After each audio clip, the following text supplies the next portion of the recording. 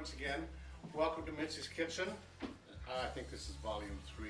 I'm not positive about that. Could be volume 4. Anyway, this morning we're going to make cornbread salad 2 ways again. Both with a meat and a vegetarian option. So we'll start out with the vegetarian. I have crumbled cornbread that was made in advance, that was done last night. We use a Jiffy cornbread mixes. You can use anything you want, just a recipe of cornbread mix. This is a 9-inch square casserole dish or baking dish. They seem to work pretty well for this. And what we do is we just go in and start layering our ingredients on top.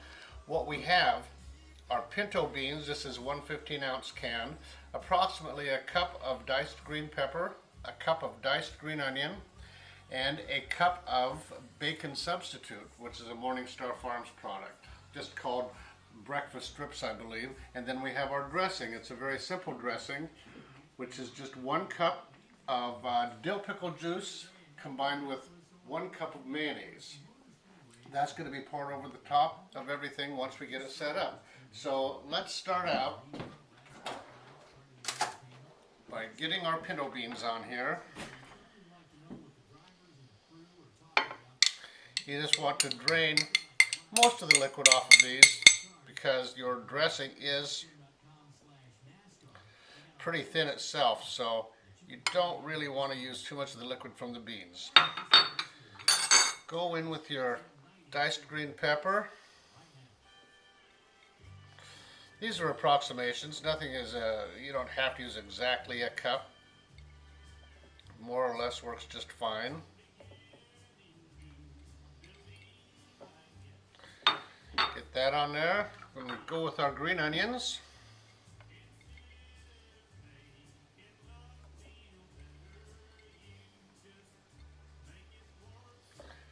This goes very fast. You can do this the night before if you'd like and let it refrigerate overnight. I find if I prep everything the night before, it goes together quickly the next morning.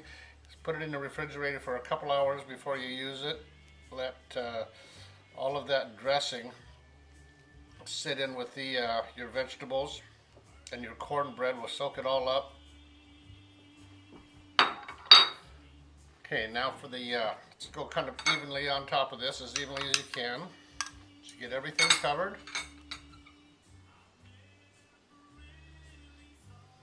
This may seem like a lot of dressing to you, but you've got to remember what your base is here, and it will soak it up.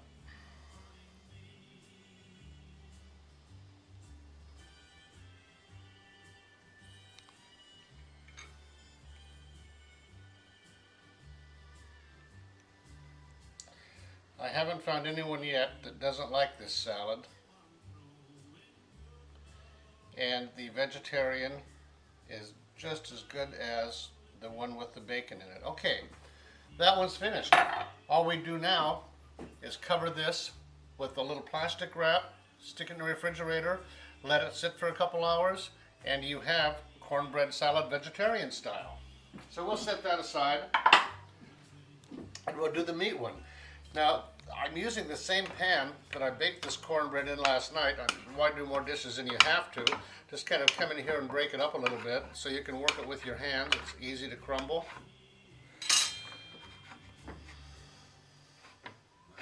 Sometimes makes a little bit of a mess, but no big deal there. Someone will come in and clean up after me, I'm sure.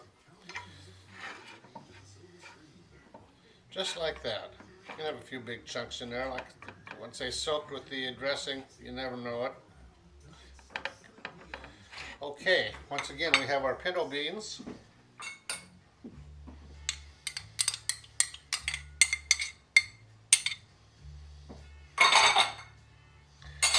Get those spread out nicely. See how quick this is once you have everything prepared? Add your green peppers.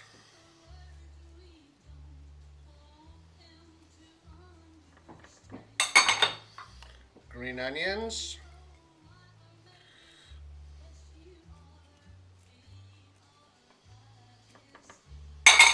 This one has tomatoes on it. This is over a cup of tomatoes. I won't use quite all of these.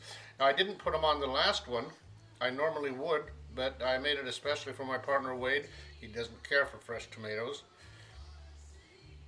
So we hold them out. You could, if you wanted the color in the vegetarian dish, and you don't like tomatoes either, you can always put a few green peppers on there, even a little scattering of, diced pimento if you have it. Okay, so that's about ready. We're going to put our bacon on there. You notice I did the vegetarian dish first because I'm going to be touching the bacon now.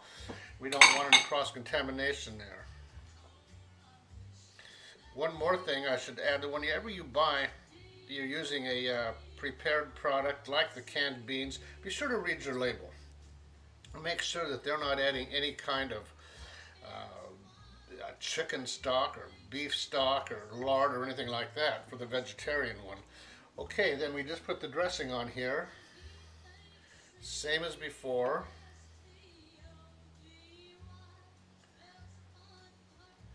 And you have enough salad for a crowd, and you can satisfy both your meat eaters and your vegetarians.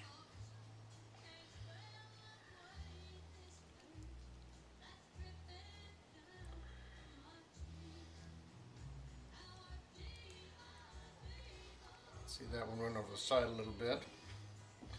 Okay. We're going to set this aside, cover it with plastic wrap, and it goes into the refrigerator too. We'll clean this area up a little bit. I've gotten a lot of requests for the cheese bread recipe that I've been making for years. I'm surprised that more people don't know how to do this. It's so simple, and there are several different variations to it. First of all, let's get our topping mixed up. We have 1 cube of butter here, which has been softened. Just let it sit out overnight. We have approximately a half cup of mayonnaise. You can use the low fat, doesn't make any difference. I have about 1 cup each of Italian blend shredded cheese and a sharp cheddar. Put those in. Add about 1/3 of a cup of grated Parmesan. This is about 2 teaspoons of Italian seasoning. If you have fresh herbs, especially this time of year, it's summer here right now, definitely use those. They work beautifully. This is about 2 heaping teaspoons of garlic, crushed garlic. Get all that in there. Okay. Let's get this mixed up. Just kind of work it with a wooden spoon, with whatever you have.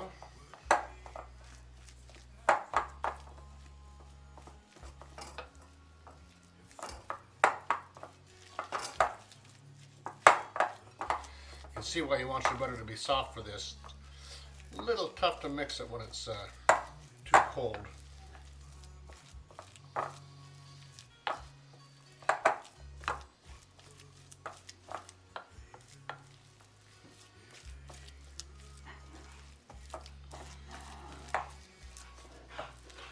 Okay, there we have our cheese topping. We have a loaf of artisan bread here. Any kind of bread works. You're going to cut it in half lengthwise, standing up on its side. Use a good, sharp as you have serrated knife on it.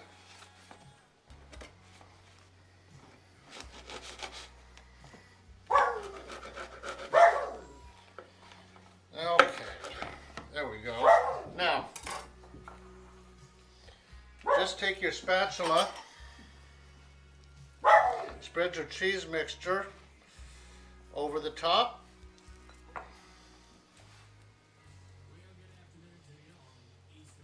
We're not serving this right now. We'll be covering it and serving it later this afternoon. I normally probably wouldn't serve 2 breads with one meal since we are having a cornbread salad, but I wanted to make sure that everyone who has asked has this recipe. So there's half of it. We got the other half to do here. You get the idea. Seems like a lot of cheese, and it is, but you're not going to eat the whole loaf yourself. We hope. So get that on there.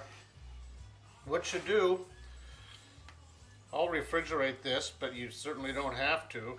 Do it just right before you eat it. That's when I usually do it. But you're going to put it under your broiler. I broil it on low, and I have it probably just above center for a while. This way it gives the bread a chance to heat all the way through while the cheese is melting.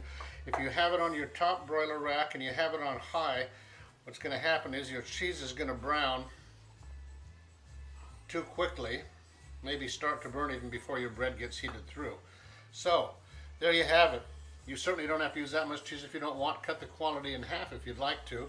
This just makes a nice gooey loaf for you. Thanks for joining us. See you next time.